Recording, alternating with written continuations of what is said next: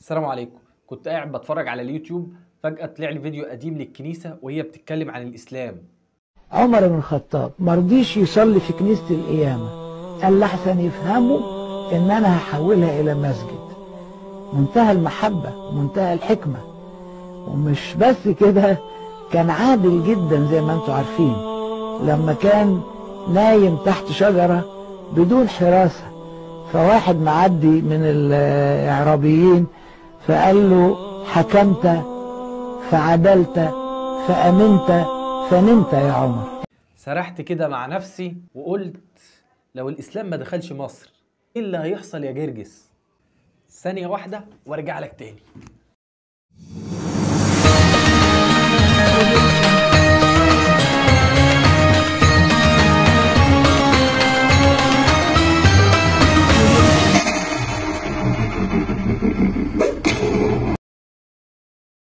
بص يا صديقي، دي مصر زي ما انت شايف على الخريطة، ودي كلها الإمبراطورية الرومانية التي لا يغيب عنها الشمس.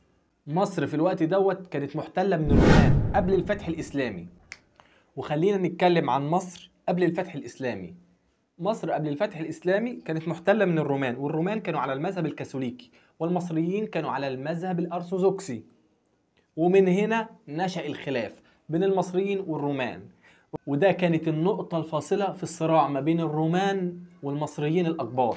من هنا الرومان اضطهدوا المصريين، مش كده وبس، ده حرقوا كل الكنايس الأرثوذكسية بتاعت المصريين، اللي لما الإسلام دخل مصر بقيادة سيدنا عمرو بن العاص ما لقاش ولا كنيسة. أمال كانوا بيصلوا فين؟ لا، كانوا بيصلوا في الصحراء والصوامع بعيد عن الناس، لأن اللي كان بيتمسك بيصلي كانوا بيمسكوه يربطوه ويربطوه في فرس ويجروه على عيدان القصب، وهو طالع كان بيقطعه. دي أقل عقوبة ليهم.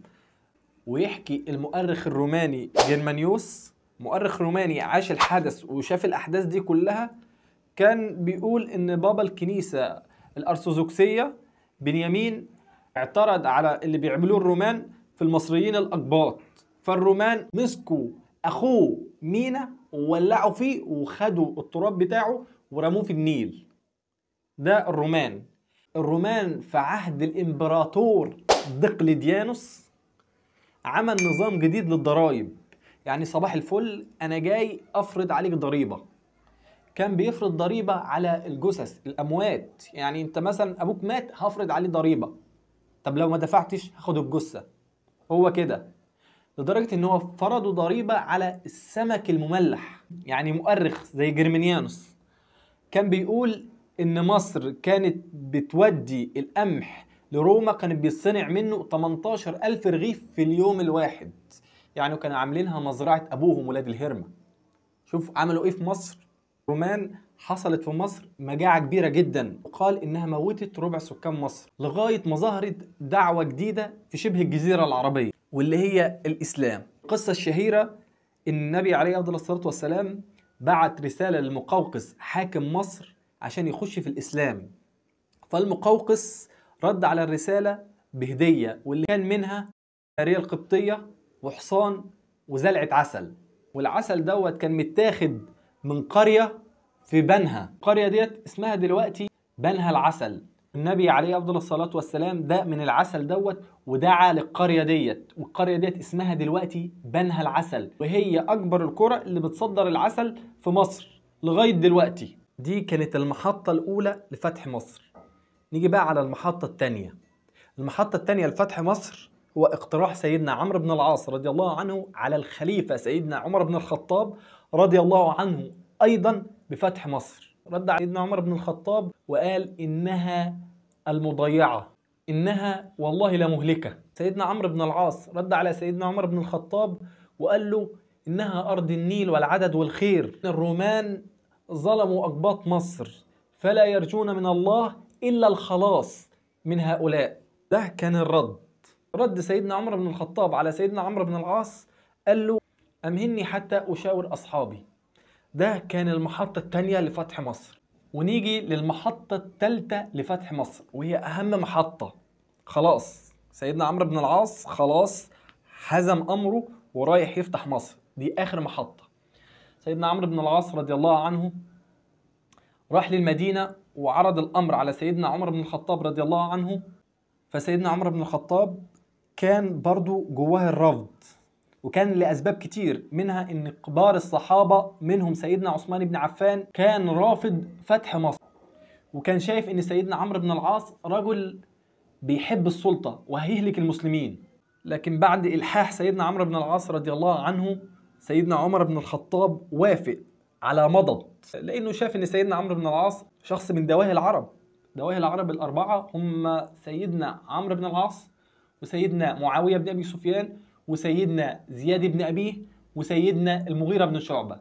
سيدنا عمرو بن العاص يعني عمره ما دخل في شيء إلا ما خرج منه، وهو كان بيقول على نفسه كده، وعمره ما اتهزم في أي معركة. فوافق خلاص الحمد لله. فبعد طول إلحاح سيدنا عمر بن الخطاب أمده ب8000 فارس.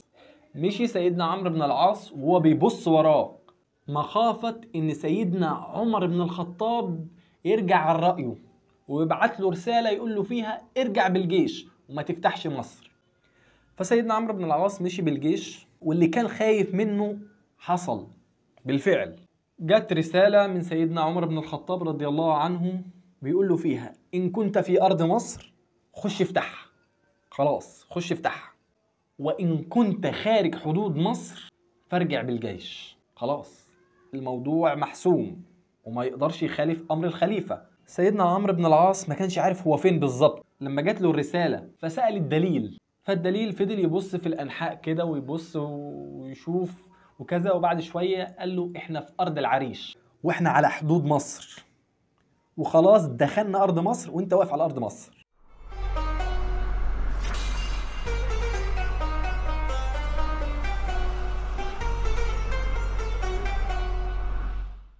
خلاص كده انا مش هرجع بالجيش، كده انا هخش افتح.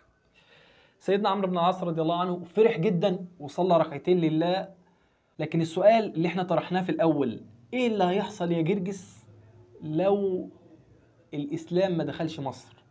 يعني لو الفارس اللي جاب رسالة سيدنا عمر بن الخطاب سرع شوية وجاب الرسالة قبل ما سيدنا عمرو بن العاص يخش مصر، تفتكر ايه اللي كان هيحصل؟ ما كانش الاسلام دخل مصر، صح ولا لأ؟ كنا زماننا انا وانت بنتكلم عن الثالوث وبنقول ان 1 زائد 2 بيساوي 1، بدل ما نقول 1 بيساوي 1. فاحمد ربنا كده. خلاص يا جماعة الفيديو خلاص خلص.